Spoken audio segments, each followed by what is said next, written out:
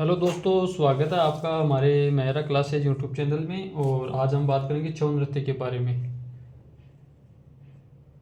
छऊ नृत्य, आज हम बात करेंगे छऊ नृत्य के बारे में। छऊ नृत्य को 2010 के अंदर यूनेस्को में शामिल किया गया था। यूनेस्को में। और यह 3 राज्यों में मनाया जाता है।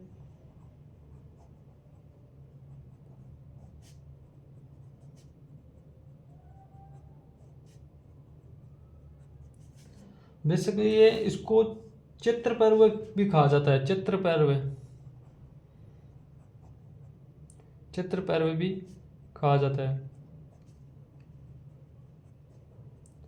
और इसको चैत्र पर्व इसलिए कहा जाता है कि ये चैत्र माह में मनाया जाता है। किस कब मनाया जाता है? चैत्र माह में। चैत्र माह में मनाया जाता है। और ये वो कौन कौन से 3 राज्य है जिसमें ये मनाया जाता है, हम अब उनके बारे में बात करेंगे। जिसमें से पहला है, हम थोड़ी यहाँ पे जगह छोड़ देते हैं ताकि इसके बारे में मेन मेन पॉइंट है, यहाँ पे हम और बात करेंगे। जो पहला है वो पश्चिमी बंगाल। पश्चिम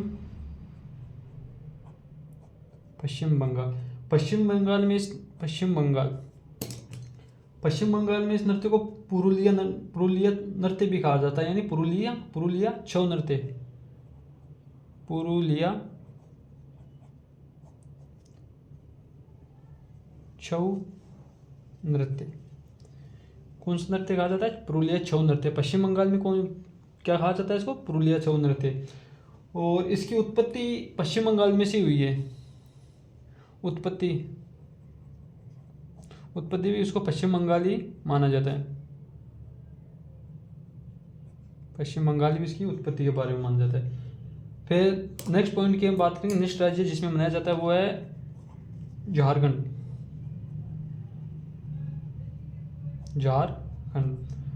झारखंड में इस नृत्य को सेराइकेला कहा जाता है। सेराइकेला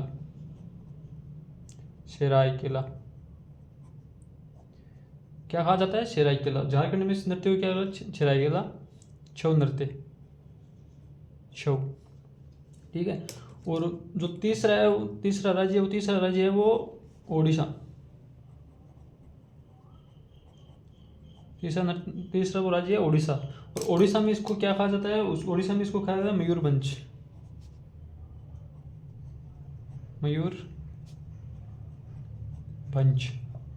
मयूरभंज छऊ कहा जाता है इसको।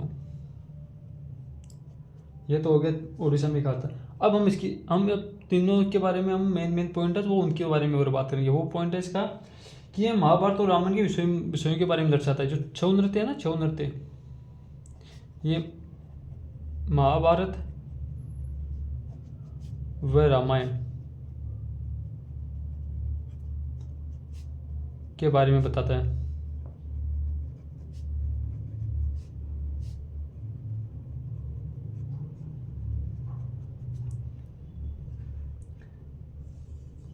और इसमें मास्क का भी प्रयोग किया जाता है। जैसे हम मुखट्ठा या मुखंडा के भी कहते हैं। मास्क का प्रयोग का मतलब है कि चेहरे पर अलग अलग, मतलब जैसे क्या बोलते हैं, मुकुट होता है ना, मुकुट उस टाइप से पहन के उसका वो पहन के और इसी के अंदर इसमें बुराई और अच्छाई के बारे में, बुराई व अच्छाई के बारे में बताया जाता है।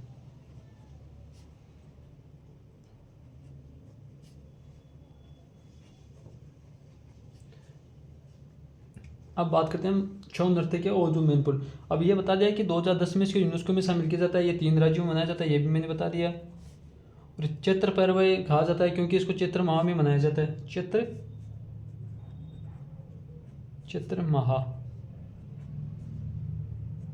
माह में मनाया जाता है। और 2018 के अंदर इसमें एक तपन कुमार पटनायक, इसको 2018 के अंदर संगीत नाटक अकादमी का पुरस्कार भी मिला था इसके लिए।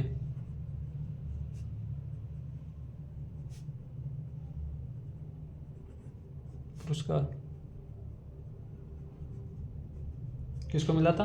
ये तपन कुमार को। ये क्वेश्चन है अभी 2023 के अंदर, जीडी के अंदर, 2023 के CHSL में, 2023 के ही क्या बोलते हैं इसको, CGL में भी आया था ये क्वेश्चन, याद रखना इसको। और अब इसके बारे में बात करते हैं हम कि इसमें वाद्य यंत्र जो प्रयोग होता है ना इस नृत्य के अंदर, वो होता है मोहरी, मोहरी, मोहरी। दूसरा होता है शहनाई, शहनाई। और तीसरा होता है ढोल। और चौथा होता है खरखा, खरखा कुछ होता है, वो मैं भी नहीं जानता उनके बारे में, लेकिन वो होता है। और भी बहुत से, और भी कुछ है। और अभी इस छऊ नृत्य के बारे में एक फिल्म आई थी बर्फी, छऊ नृत्य के बारे में एक फिल्म आई बर्फी, जो मेरे हिसाब से कब आई थी, वो 2012 के अंदर आई थी, 2012 में। वो हिंदी फिल्म थी, हिंदी फिल्म।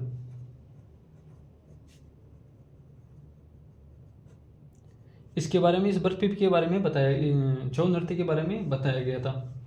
अब फिलहाल तो ये छऊ नृत्य के बारे में इतने मेन मेन पॉइंट है। और अब इसमें से जो एग्जाम में आते हैं वो पूछते हैं, वो मेन पॉइंट तो ये है कि एग्जाम में इसके बारे में क्या था। मेन तो ये आता है कि छऊ नृत्य को यूनेस्को में कब शामिल किया गया था, 2010 में शामिल किया गया था। ये कहाँ इन, और दूसरा क्वेश्चन ये भी आता है कि ये कौन कौन से राज्यों में, ये आता है कि ऑप्शन दिया, 4 ऑप्शन आता है, उनमें से आता है इनमें से कौन से राज्य में छऊ नृत्य नहीं मनाया जाता है। तो ये मनाया कौन कौन से में जाते हैं? पश्चिम बंगाल में, झारखंड में और उड़ीसा में ये मनाया जाता है। तो कौन सी में नहीं मनाया जाता है? उन 3 के अलावा जो चौथा ऑप्शन है वो नृत्य। अब ये भी अभी 2023 की जीडी के अंदर क्वेश्चन आए थे कि झारखंड में छऊ नृत्य को किस नाम से जाना जाता है, तो सरायकेला के नाम से जाना जाता है। तो अब आगे आपको नेक्स्ट एग्जाम ये भी पूछ सकता है कि उड़ीसा में क्या नाम से जाना जाता है, पश्चिम बंगाल में क्या जाना जाता है, इसको ये अब ये भी आ सकता है कि इसको कौन से महीने में मनाया जाता है, तो ये चैत्र माह में मनाया जाता है। कौन से माह में मनाया जाता है? चैत्र माह में। और इसीलिए इसको चैत्र पर्व भी कहते हैं, चैत्र पर्व भी कहा जाता है।